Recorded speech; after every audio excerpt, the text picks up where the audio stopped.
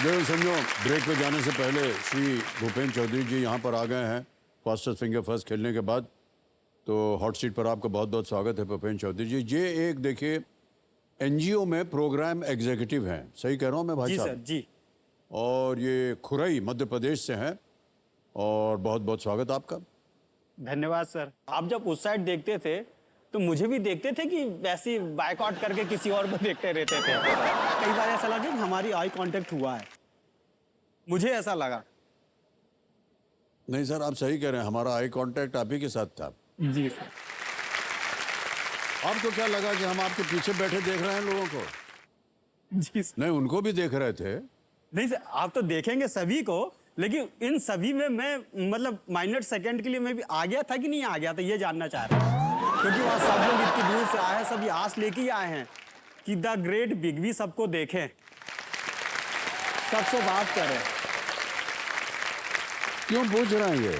ऐसे ही sir. Sir जब सब एबी चिल्ला रहे थे ना तो बीच में मैं भी अपना बीसी बोल देता था।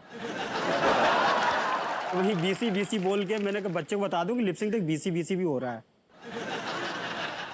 बोलते बोलते पहुंच गए आप यहाँ, अब और क्या है? ऑलराइट, रेडी टू गो, चलें भाई साहब। भूपेंद्र जी, आप एक एनजीओ के साथ जी संबंधित हैं, जी। तो क्या काम करते हैं आप वहाँ? ये सर मैं बता दूं, मैं दाहोद में हमारा एनजीओ है जो 1974 से इस्टेब्लिश है। ये एनजीओ सर 1974 से आदिवासी गरीब जो समाज के लोग हैं उनके जीवन स्तर को कैसे, सामाजिक आर्थिक स्तर को कैसे ऊपर उठाया जाए। तो बेसिकली वो किसान लोग ही रहते हैं। किसान पानी की बात या खेती की बात है तो हम लोग खेती की उन्नत तकनीक से किसानों की इनकम को डबल करने का हम लोग काम कर रहे हैं, अल्टीमेटली जो बेस लाइन रहता है उसका। और रही बात मेरे काम की बात, तो उस ऑर्गेनाइजेशन में as a programme executive agriculture expert के पद पे कार्यरत हूँ। मेरा काम यह है कि किसान को नीड देख के किसान कैसी खेती करे ताकि उसकी आवक ज़्यादा हो जाए। उन्नत तकनीक से अवगत कराना है, उनको टेक्निकली ज्ञान देना है, उनकी ट्रेनिंग लेनी है, डेमोन्स्ट्रेशन करने हैं। ये सारे के सारे मेरे काम है। अल्टीमेटली सर उन्हीं किसानों के आशीर्वाद से जो लखपति हुए हैं, उन्हीं किसानों के आशीर्वाद से एक छोटा सा आदमी आपके सामने है। और किस तरह की सुविधाएं प्राप्त करवाते हैं आप किसानों को? हम लोग सर किसान की नीड के हिसाब से एक छोटा सा एग्जांपल दूं कि वहाँ पे ट्राइबल फार्मर है, मार्जिनल फार्मर 2-2.5 एकड़ वाले किसान है।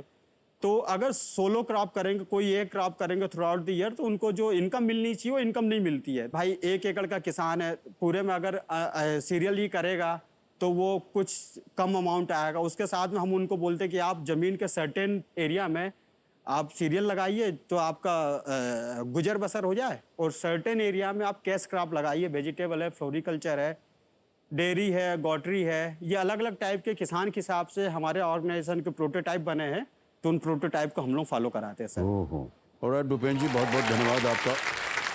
मान्यवर, आप खुरई मध्य प्रदेश से हैं। जी सर। और कुछ बता सकते हैं कि आप जहाँ से आते हैं? खुरई मध्य प्रदेश से।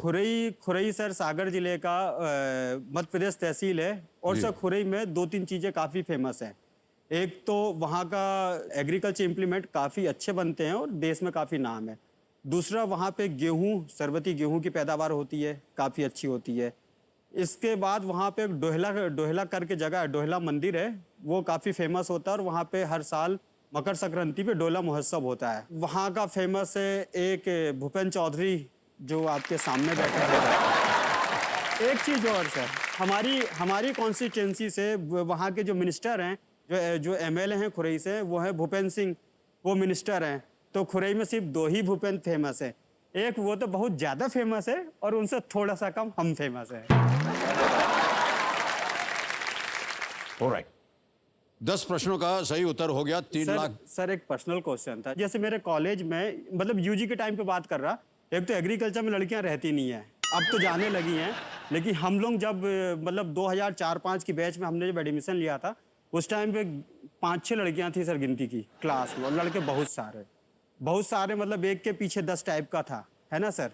तो मेरे को कुछ लड़कियां, मतलब वो मुझे शाहरुख खान बोलती थी, चिढ़ाती थी या सही बोलती थी, वो पता नहीं, उनका एंगल है। आपको आपकी क्लासमेट किस हीरो से संबोधित करती होंगी, क्योंकि आप ही हीरो लगते होंगे उनके लिए। तो